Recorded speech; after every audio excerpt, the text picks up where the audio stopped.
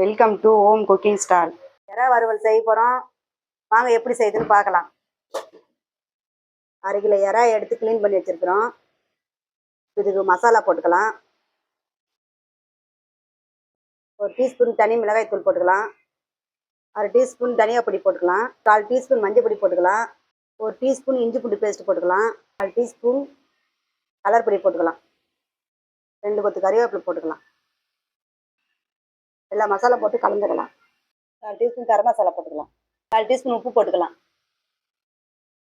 எல்லா மசாலா போட்டு கலந்தாச்சு. இப்போ ஒரு 1/4 மணி நேரம் ஊற வச்சுக்கணும். அடுப்பு ஆன் பண்ணி கடாயை வச்சுக்கலாம். கடாயை சூடாகிடுச்சு. இப்போ எண்ணெய் ஊற்றிக்கலாம். எண்ணெய் சூடாகிடுச்சு.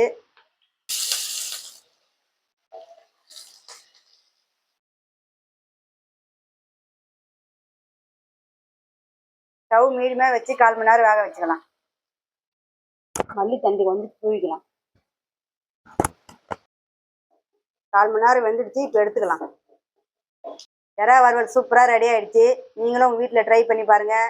எப்படி இருக்குதுன்னு கமெண்ட்டில் சொல்லுங்கள். பாய். லைக் பண்ணுங்கள், கமெண்ட் பண்ணுங்கள், ஷேர் பண்ணுங்கள். மறக்காமல் சப்ஸ்கிரைப் பண்ணுங்கள்.